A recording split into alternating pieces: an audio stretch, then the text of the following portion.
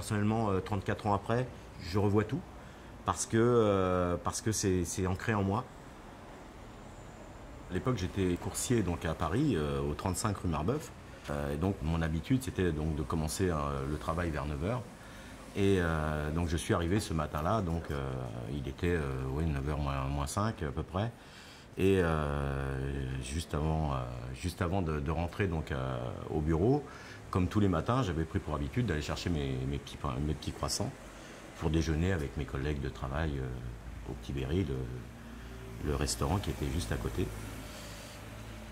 Donc j'ai posé mon deux roues donc devant la boucherie Marbeuf et je suis passé devant la voiture piégée à pied. J'ai traversé la rue, enfin j'ai voulu traverser la rue juste derrière et à ce moment-là il y a une énorme explosion qui a eu lieu.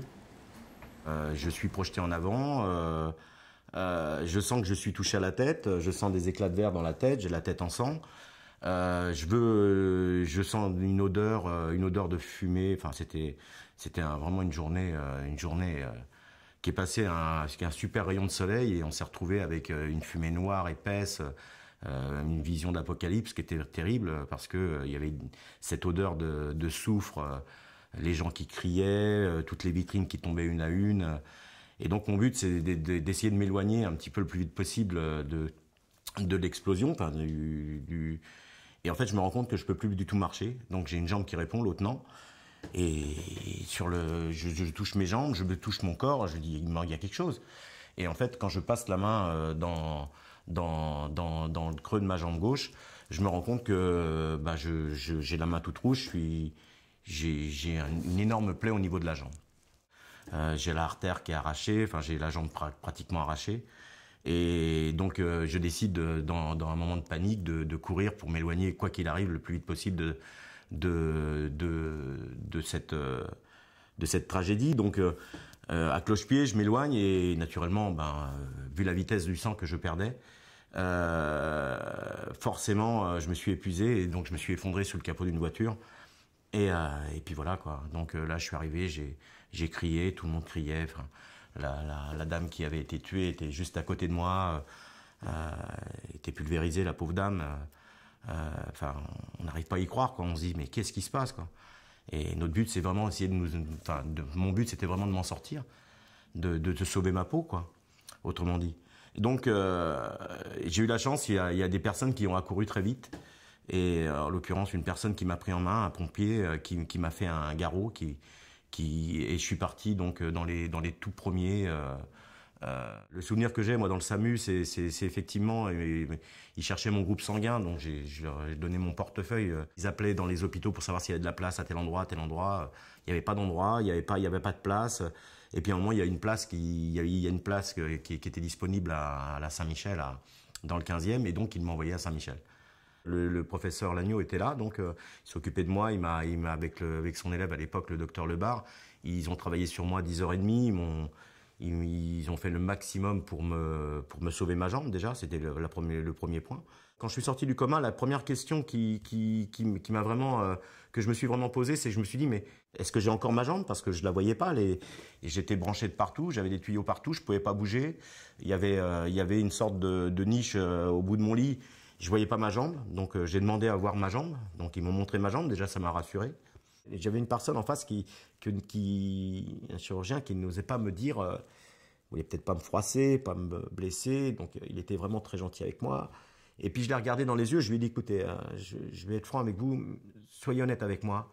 Je veux vraiment tout savoir. Dites-moi si je la garde ou si je la garde pas. Dites-moi les choses. Je veux vraiment pas qu'on tourne autour du pot. Je veux vraiment que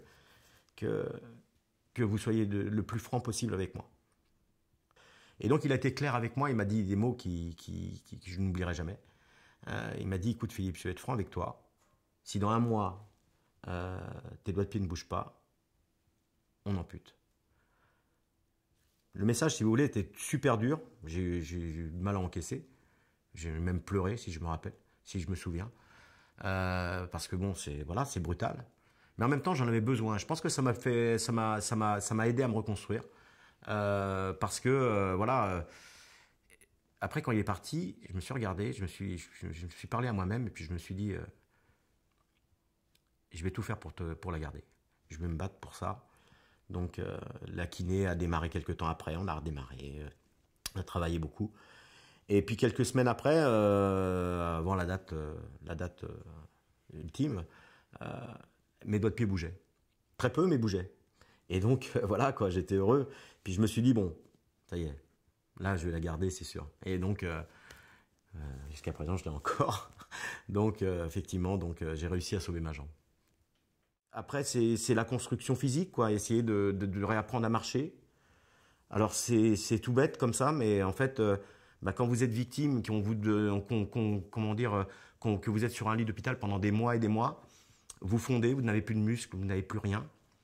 La première fois que je me suis levé, je faisais 47 kilos. C'était pas vraiment mon poids de forme. Ça aussi, c'était compliqué. Dès que vous preniez des béquilles, malheureusement, vous avez des vertiges, vous avez envie de vous évanouir, vous n'avez plus rien, plus de force. Donc c'est aussi l'étape de la reconstruction physique. Entre-temps, on vous annonce qu'il y a encore des greffes de peau parce que la plaie n'est pas refermée. Donc, alors il y en a qui marchent, il y en a qui ne marchent pas. Des échecs de greffe de peau, des pansements réguliers tous les 2 jours. En gros, ça a dû faire une vingtaine d'opérations. Ce qui me concerne, moi, c'était 2 ans de galère parce qu'après, il y a eu le centre de rééducation, il y a eu la reconstruction physique avec des personnes exceptionnelles. Dans les années 80, j'étais au centre de rééducation de Boulogne. J'en garde un souvenir exceptionnel puisque on partageait des chambres à 8. Dans les chambres, j'étais qu'avec des personnes qui avaient tous leur handicap, donc des amputés, diverses choses, des brûlés. Et toutes ces personnes-là avaient entre 30 et 40 ans. Moi, j'étais un gamin de 18 ans. Donc, en fait, j'étais un peu le gamin de tout le monde, quoi. Et ils m'ont appris à construire, à me reconstruire. Donc, oui, je suis un survivant parce que quand je me regarde maintenant, je me dis que je suis heureux d'être ce que je suis parce que je me suis construit, je me suis battu pour ça. Il a fallu quand même attendre de nombreuses années pour pouvoir reprendre le dessus un peu sur la souffrance. Même si effectivement j'ai encore des petits séquelles, des petites bricoles, mais comparé à ce que j'avais, le chemin que je devais affronter, où ça m'emmenait, je me dis que maintenant, voilà, je suis plus que reconstruit, quoi.